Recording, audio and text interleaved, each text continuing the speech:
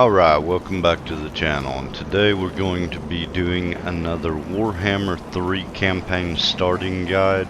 Today we're going to be covering Boris Ursus of Kislev.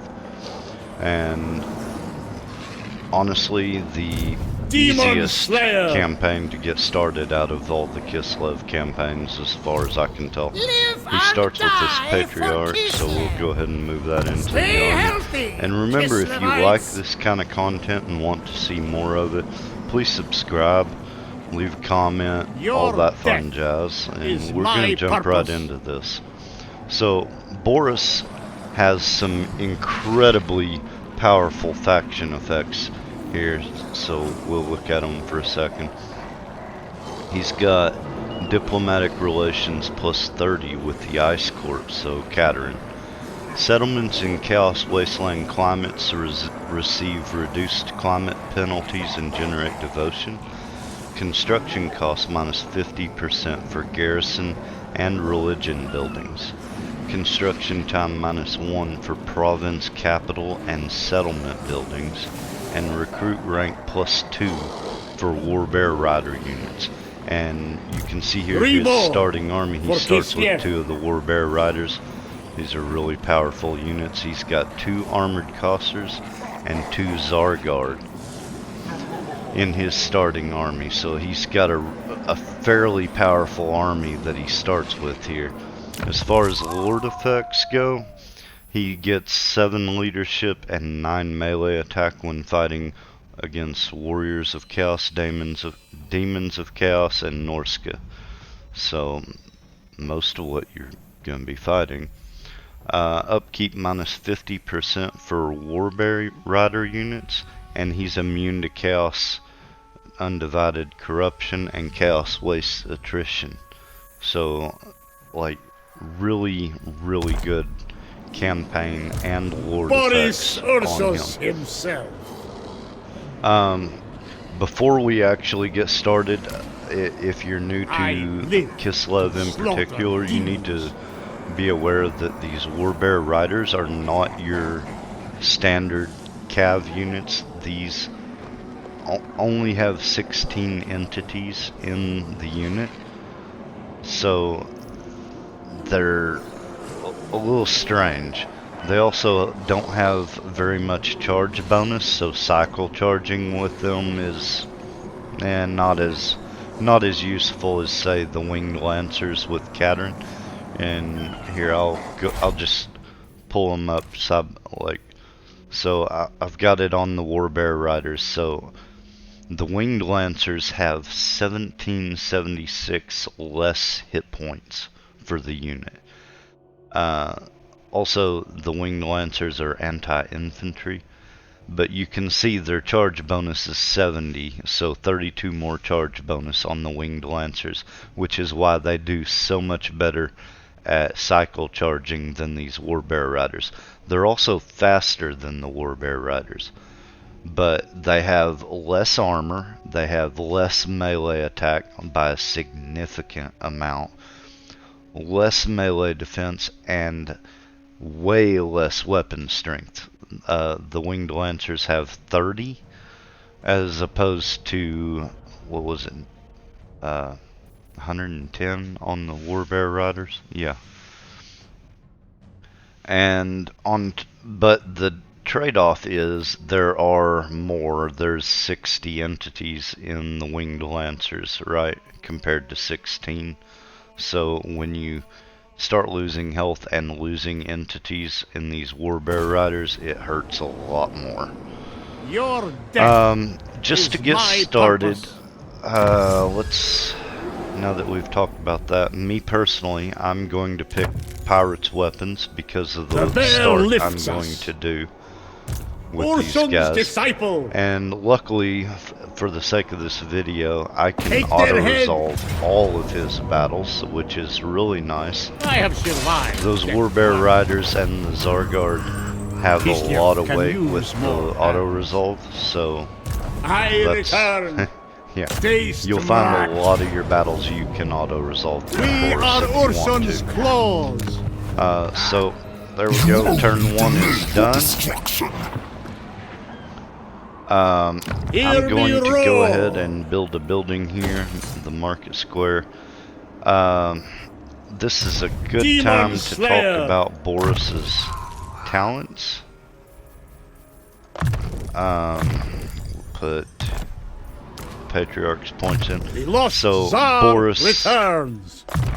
will have some fairly interesting talents that you can get. Number 1, at rank 6, you can get Resettler, which is growth plus 10 for all provinces and no colonization costs. So if you find a settlement that has been raised, there's no gold cost to put a settlement there, which is really nice. And that's faction wide. It doesn't have to be Boris's army that resettles. At rank 12, you get Stout-Hearted, hit points, leadership, bonus versus large, and immune to psychology. It's nice. Brother of Bears, weapon strength plus 16% for Warbear riders and elemental bear units.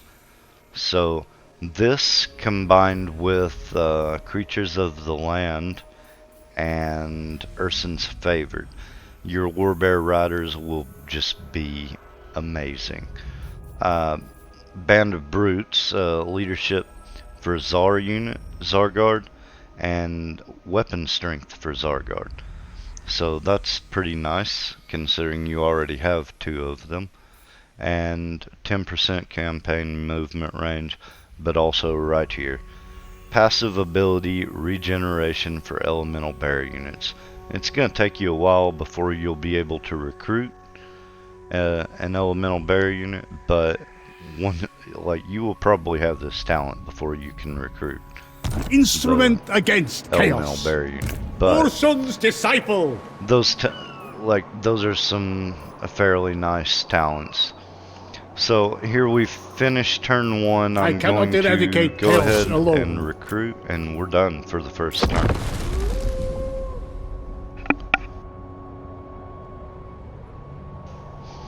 So there's 2 starts, 2 different ways you can go with starting a Boris campaign, and I'm going to briefly go over the start that you are kind of encouraged to take, I suppose, with your starting location here, and that is to complete the province that you start in, obviously. So we'll talk about that for just a minute. Now, if I was going to do that this turn, I would move Boris up to the border here, recruit 2 units in the turn. Then turn 3, I would take Monolith of Festerlung, recruit 2 more units. Turn 4, I would move to the border right here, recruit 2 more units. Turn 5, take the Burning Monolith, recruit 2 more units. Turn 6, move to the border this way, recruit 2 more units, and then take the Howling Citadel on turn 7, I think we're up to. At that point, you're going to have to race back east, because Archaon is going to be here, and he will declare war on you early. And this is probably the biggest challenge of this start. If you can defeat Archaon early, you're okay. But that still is going to leave you fighting on 2 fronts, because he has a vassal faction, Norscan tribe, that will be at war with you as well over in this area.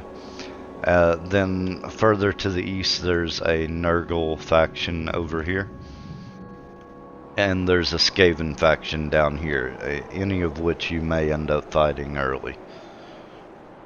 And then on the west side, you're going to have the Demons of Chaos coming in from this side, so you're going to have to field 2 armies fairly early, and I did not like this start just a whole lot. So that being said, if you're not doing that, what do? I go for Kislev. You move Boris down here, put him Sail in full through the speed, night. and get him as close as you can to Frozen Landing. That'll be, and then I'm going to go ahead and recruit a lord. I think I will go with the movement range there. Go ahead and recruit him 2 units. Alright, and that's the end of your second turn. So second turn's pretty easy either way you go. I will say that starting this way, going to the Frozen Landing on, well, you'll be there on turn 3. So I find this start way easier, and I'll go into why here in just a minute. Let no man falter. Let's go ahead and put him in his regular stance and declare war. Sacrifice to Ursun. And here you can take the Frozen Landing. Motherland Auto-resolve endures. it because I can. It is And it Kislevite speeds up now. this video. Alright, so what this does for you, Authority is bound. you have Krakadrak on your west flank. You also have I Throg return. over here, which he will be a bit of a pain. Reborn for Kislev. Let's just throw these With points this I in serve somewhere Kislev. and continue. Okay, so we're Motherland gonna needs recruit. men. But one of the Boris advantages of Ursus. doing this is both of these settlements, Temple of Heimkel and Frozen Landing, have an anchorage. So you're going to get 100 income per turn and 10 growth per turn automatically just as soon as you take these. So we've recruited Follow here. the bear. You're not going to be able to do Peace, any eh? diplomacy for a couple turns, but you will be able to It helps get my some homeland. diplomacy going for Krakadrak and the Ropesman clan. This army I'm going to move up power. to the border and recruit. Only the most skilled may serve. Okay, and at that point I'm ready to end my turn. Born to power. Yes. Okay.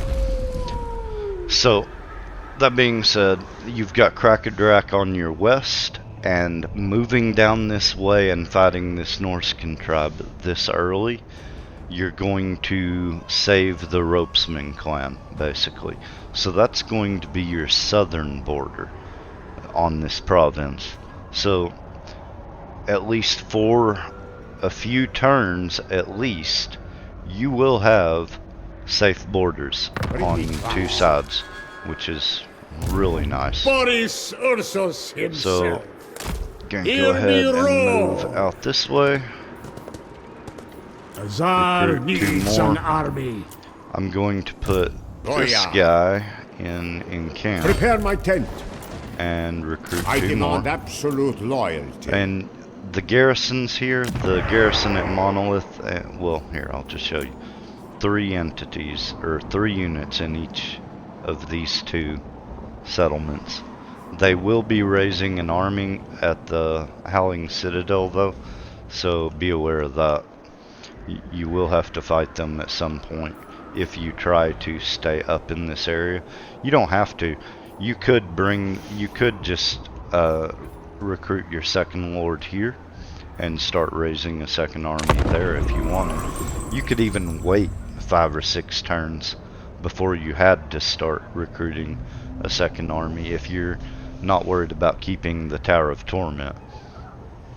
I'm kind of experimenting a little bit with this myself. I haven't decided which one is better, whether to try and keep that settlement and keep fighting that that faction, or if it's better to just let it go completely. I But make the law. it's a secondary concern. Demon Slayer. Right now you've got Boris with 14 Take units, their head! you can win this easily. So, The bear is auto-resolve with us. again, because I can. My We're gonna empire occupy that. grows. Okay, so at this point, this army How fair my is province is. probably ready to take the monolith of Festerlon. Or you could sit here and recruit another turn. It's kind of up to you. We have our pirate's weapons. So the next one I'm going to get cold storage. Ursun sends us a Just gift. my personal preference. Go ahead and recruit 2 more units. Faithful workers. That's going to put him at 16. I am Kislev. Go ahead and put our points in Ursun's here. disciple. Okay. Me Bring me personally, glass. I'm going to take this army This and cements go my ahead power. and take this. Hopefully I can auto-resolve I it, order their death. just to keep this video shorter. Close victory, but I don't lose any Hearts units, of so I'm ice. just going to do it. Okay, I'm going to occupy. And still can't see the army, so it's definitely here. Highborn Recruit son. 2 more I units deserve here. a larger retinue. And right here, Baron you're of the gonna start motherland. hitting negative income on the This next turn. my rule is So absolute. that there is that. I'm gonna put an income building here as well. Try and counteract that. Okay, so I've Lost got my Tsar recruitment here. returns. At this point, over this next turn, Ropesman clan will have an army move in here. And on the next turn, they will take this last province, which it's not part of this province that you're taking already, so I usually don't even try, but I don't think you can beat them to this province, or to this settlement, if you wanted to at this point. You would have had to go there first and then let their army build up more here. Just didn't seem like a good idea to me. So, at this point, though, I return. you're going to move. Where's the border? Right there. Follow the bear. To the border. The Tsar marches. You'll still be I getting cannot replenishment. eradicate You can chaos still alone. recruit. So I next was turn I'll have born in 18. Poland. I'll sit here until I have a full army of 20, and then usually the Skaven faction, Clan Ferric, will have taken this, so you'll have a big battle here. So that'll get you, but this is absolutely winnable. You may have to siege it a couple turns if you don't want to risk fighting it, but honestly, you shouldn't have any trouble fighting it. Even if they have taken this, they don't have anything truly dangerous in here except for 2 units of warp flame globe throwers or something like that. I really can't remember what it was. Whatever it was, it had a range of 90. They do a ton of damage if you A let perfect them, climate. but with the pirates' weapons research, you can easily outrange them with the Cossars and kill them before you move your troops up to the wall where they would be in range. Then you just break the gate down with Boris, and once the gate's broken down, use your Zargard and your Warbearer Riders, send them right through the gate. They will tear up the Skaven. I mean, it's unreal. And that goes back to how strong I was saying these Warbearer Riders were. When I do this battle, the last time I did this battle, both of these units had over 600 kills in this battle against the Skaven here. I mean, it tried to tell me it would be a Pyrrhic victory, but these Warbearer Riders, I mean, just tore through the Skaven like it was nothing. At this point, I would just sit here, since I auto-resolved this and got a few units here that are low health. I think I would just sit here and recruit again.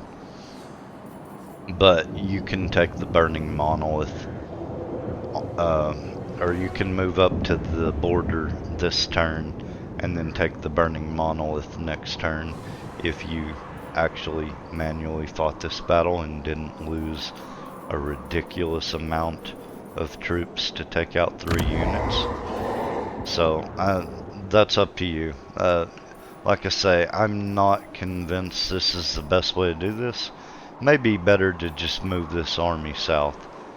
But the main focus of that I wanted to make with this video was Boris Hear and me his army. roar! And taking this province at the start is so much easier of a start, because this is fairly secure for at least, 7 or 8 turns minimum. Throg and Throt will be attacking Krakadrak over here, so this is something to keep an eye on. Just every turn take a glance over here and see if they've lost any of these settlements yet. But all in all, it's a pretty decent start, and you just start working your way back around. You take Krak Vlag. You can take this settlement if you want to. It will be another war, but also I hate leaving, this open. So you can take this and then recruit a 3rd lord and put in here if you want. Just leave the lord here with the garrison to try and defend this.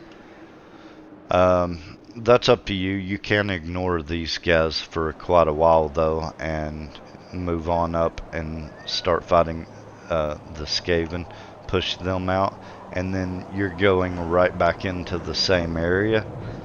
But Archaon is still going to be your biggest challenge, but by the time you get to him, Boris is going to be probably rank 15 or more with a full army with,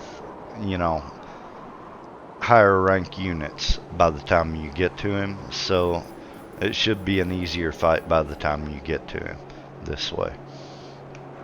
And that's if you don't have a second army up here to help, which I probably will.